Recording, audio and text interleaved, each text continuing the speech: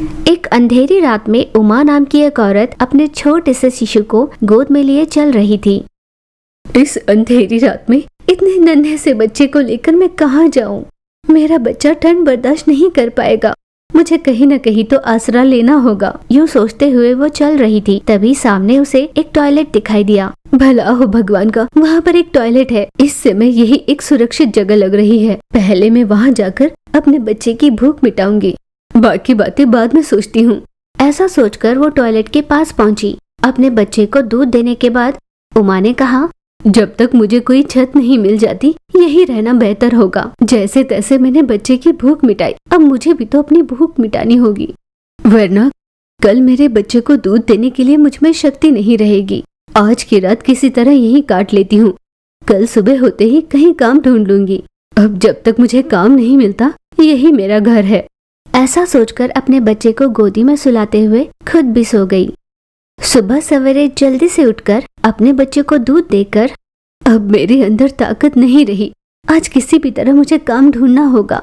ऐसा सोचकर वो सड़क पर लोगों से काम मांगने लगी। इतने में कल्पना नाम की एक औरत सड़क पर चक्कर खाकर गिर जाती है। उमा तुरंत उस औरत के पास दौड़ी और उसके हाथ में रहे पर्स में से उसका पता ढूंढकर उसे घर पहुंचाया। जब तक कल्पना को होश नहीं आता वो उसका ध्यान रख रही थी। तब कल्पना उठकर, कौन हो तुम? मैं कौन हूँ ये जाने बिना ही मेरी मदद की तुमने और मुझे ठीक करने के लिए इतनी मेहनत की। मेरा नाम उमा है, मैं अकेली औरत हूँ। अपने बच्चे की देखभाल के लिए मेरे पास न पैसा है न दौलत। मैं उन्हें ढूंढ रही हूँ जिस पर मुझ पर दया आए और मुझे कुछ काम दे दे। ठीक उसी समय चक्कर खाकर आप वहाँ गिर गई थी। मैंने तुरंत पर्स में से आपका पता निकाला और आपको यहाँ पहुँचाया। ऐसे उमा ने कहा, क्या तुम काम ढूंढ रही हो? क्या तुम कोई भी काम कर सकती हो? हाँ, कोई भी काम कर लूंगी। मेरे बच्चे की देखभाल के लिए मुझे शक्ति होनी चाहिए और शक्ति के लिए मुझे खाना चाहिए। बिना मेहनत किए भला कोई भी खाना मुझे क्यों देगा? और वैसे मैं किसी पे निर्भर रहकर जीना पसंद भी नहीं करती, बस इसीलिए काम ढूंढ रही हूँ। ठीक है, तो मैं तुम्हें एक काम देती हूँ। मैं हॉस्पिटल गई थी, मुझे पता चला मैं पेट से हूँ, पर मेरी देखभाल करने वाला कोई नहीं। मेरे पति काम के सिलसिले में बाहर गांव जाते रहते हैं, इसीलिए क्या तुम मेरा और इस घर का ध्यान रख सकती हो? ऐसे कविता के पूछने पर उमा ने कहा, हाँ मैम साहब। तब कल्पना ने कहा, ठीक है, तो कल से काम पे चढ़ जाना। आज वहाँ पर कुछ खाना रखा है, उसे पहले खा लेना और थोड़ा दूध भी रखा है, अपने बच्चे को पिला देना। उमा ने हामी भरी और खाना खाकर अपने बच्चे के लिए दूध लिए अपने टॉयलेट वाले घर चली गई। शुक्र है भगवान का, मुझे काम तो मिल गया। और वो मेमसा भी भली लग रही थी। फिर उसने लाया हुआ वो दूध अपने बच्चे को पिलाया और सुला दिया। सुबह होते ही उमा अपने बच्चे को लिए कल्पना के घर जाती है। उसने अपने बच्चे को कंधे से बांधा और कल्पना के कही सारे काम फटाफट करने लगी। कल्पना को उमा का काम बहुत भाया। कल्पना उमा को 3 समय का खाना देती और उसके बच्चे के लिए दूध दिया करती थी। उमा कल्पना के यहाँ से खाना पकाने के लिए कुछ सामान लेकर आया करती। इस तरह उमा उस टॉयलेट में ही अपना छोटा सा घर बसाकर वहीं अपने बच्चे के साथ रहने लगी। उमा अपने बच्चे की ओर देखते हुए बोली, बेटा, आज मैं अगर जिंदा हूँ तो सिर्फ तेरे लिए। मैं तुम्हारे लिए किसी भी मुश्किल का सामना करने के लिए तैयार हूँ। तुम पर कोई आंच नहीं आने दूंगी। मैं तुम्हें राजकुमारी बनाकर रखूंगी। यूं ही दिन बीते। एक दिन रसोई में काम कर रही उमा के पास कल्पना आई और कहा, उमा, तुम रहती कहाँ हो?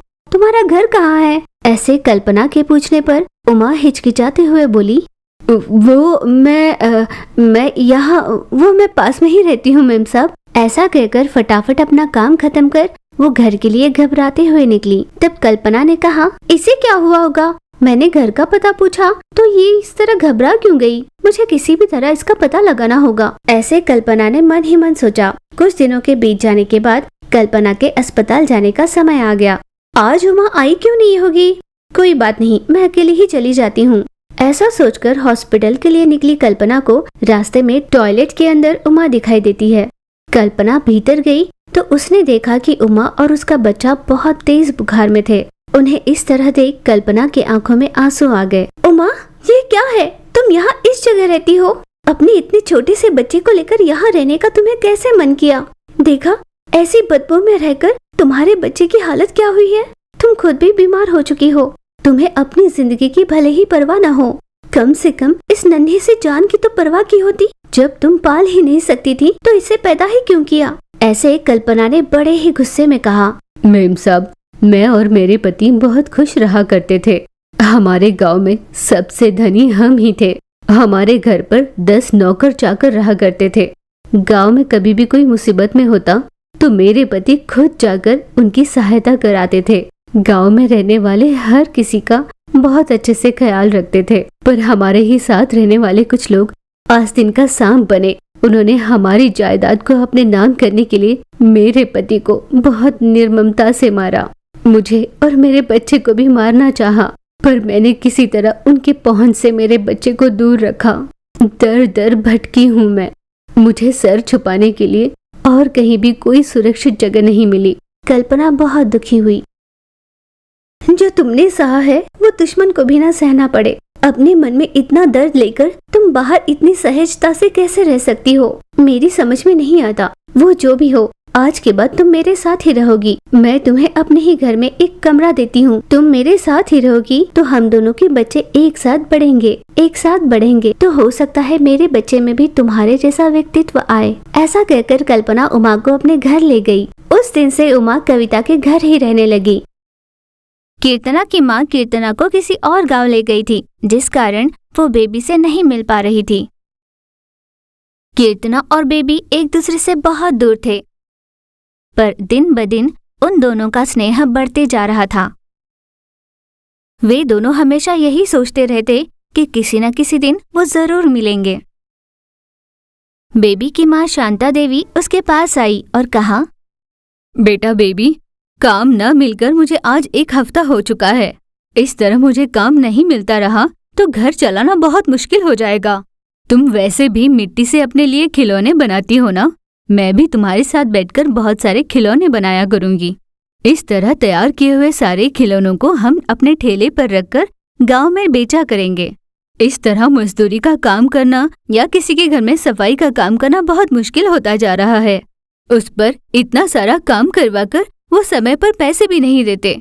उस पर हम दीन है, पलटकर जवाब नहीं देंगे, इसलिए हमारे बारे में भला बुरा कहते हैं। इसीलिए हम खुद मिट्टी के खिलौने बनाकर बेचेंगे। किसी के भी हाथ के नीचे काम न कर अपने ही खिलौने बेचकर पैसे कमाना मुझे सही लग रहा है।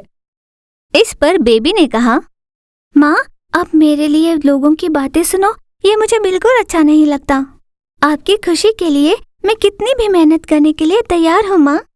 जैसे आपने कहा, हम मिट्टी के खिलौने बनाकर गांव-गांव घूमकर पैसे कमाएंगे माँ। फिर उन दोनों ने मिलकर बच्चों के बहुत सारे खिलौने बनाकर इकट्ठा किए। शांता देवी और बेबी ने खिलौनों को ठेले पर रखकर उसे चलाते हुए शहर तक पहुंचे। तब बेबी ने कहा, आइए मेम साहब, आइए, अपने बच्चों के लिए सुंदर खिलौने ले जाइए। आपके बच्चों की सेहत पर इसका बिल्कुल असर नहीं होगा। प्लास्टिक खिलौनों से कम दाम में बिकने वाले ये सुंदर खिलौने। ऐसे वो सड़क पर घूमती हुई आवाजें लगाने लगी। यूं घूमते घूमते वो अनजाने में कीर्तना के घर के सामने रुककर खिलौने बेचने लगी। बेबी की आवाज जैसे ही कीर्तना ने सुनी, वो दौड़कर बेबी के पास आई। बेबी, कितने दिनों बाद तुम्हें देख रही हूँ बेबी। उस दिन मेरी माँ ने मुझे जबरदस्ती यहाँ ले आया था। एक दिन भी ऐसा नहीं गुजरा जब मैंने तुम्हें याद न किया हो। आज भी तुम्हारे दिए खिलौनों से खेलती हूँ और आज अचानक तुम सामने आ गई। ऐसे जब वो बेबी से बात कर रही थी तभी शांता देवी वहाँ आई। देखो बेटा कीर्तना, मैं जानती हूँ कि तुम दोनों बहुत अच्छी सहेलियां हो, पर अगर तुम्हारी माँ ने तुम्हें बेबी से बात करते हुए देखा तो वो फिर से हमें बातें सुनाएंगी। जैसे तैसे अब हम इज्जत से जी रहे हैं। जितना बेइज्जत गांव में करना था तुम्हारी माँ ने कर लिया। अगर उन्होंने फिर से हमें देख लिया और अपमानित किया तो अच्छा नहीं रहेगा। मुझे तुम्हारी दोस्ती से कोई ऐतराज नहीं, पर डर है कि कहीं तुम्हारी माँ फिर से ऐसा कुछ ना कर दे। ऐसा कहकर बेबी को अपने साथ वो वापस ले गई। इस तरह ठेले को ढकेलते हुए वो कीर्तना से बहुत दूर चली गई। यूं ही कुछ दिन बीत गए। अब बेबी खुद खिलौने बेचने जाया करती थी। इस तरह वो ठेले के साथ कीर्तना के घर पहुंची। खिलौने ले लो, खिलौने, सुंदर सुंदर खिलौने। उस आवाज को जैसे ही कीर्तना ने पहचाना, वो फिर से बेबी के पास दौड़ी चली आई। बेबी, तुम्हें ये खिलौने बेचता देख मुझे बहुत दुख होता है। घर पर माँ मुझे तुम्हारे साथ खेलने नहीं देती, इस बात का भी मुझे बहुत दुख है। मैं ऐसा करती हूँ कि माँ को हर रोज ये बताऊंगी कि स्कूल जा रही हूँ और तुम्हारे साथ खिलौने बेचने आया करूंगी। वैसे मेरी माँ बहुत सारे प्लास्टिक के खिलौने मेरे लिए लाती है, लेकिन मुझे उनसे खेलना बिल्कुल अच्छा नहीं लगता। मैं उन सारे खिलौनों को भी तेरे ठेले पर रख देती हूँ, जिसको जो चाहिए होगा खरीद लेगा। इस तरह हर रोज मैं तेरे साथ रह सकती हूँ और तुम्हें भी कोई साथ ही मिल जाएगा। बेबी ने भी उसकी बात मान ली, जिससे उस दिन से कीर्तना और बेबी ठेले पर प्लास्टिक और मिट्टी के खिलौने बेचने लगे। यूं कुछ दिन बीत जाते हैं।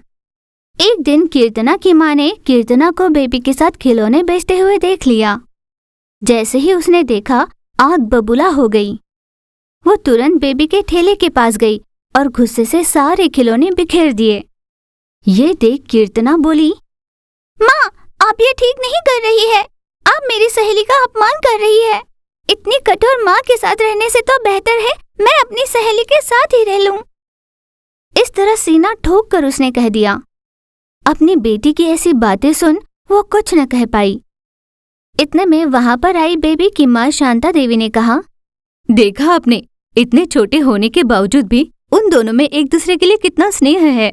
ऊंच नीच का भेदभाव न रखने वाले इन बच्चों की स्नेह को तोड़ना बहुत बड़ा पाप ही कहलाएगा। अगर आपको कोई दिक्कत ना हो तो इन दोनों की दोस्ती को ऐसे ही चलने देते हैं। ऐसे शांता देवी ने कहा। उन सब की बातें सुनने के बाद कीर्तना की माँ का मन भी बदल गया। मैं तुम दोनों की दोस्ती के आड़े कभी नहीं आऊंगी, ऐसे उसने वचन दिया। उस दिन से कीर्तना और बेबी एक दूसरे के साथ खुशी से रहने लगे।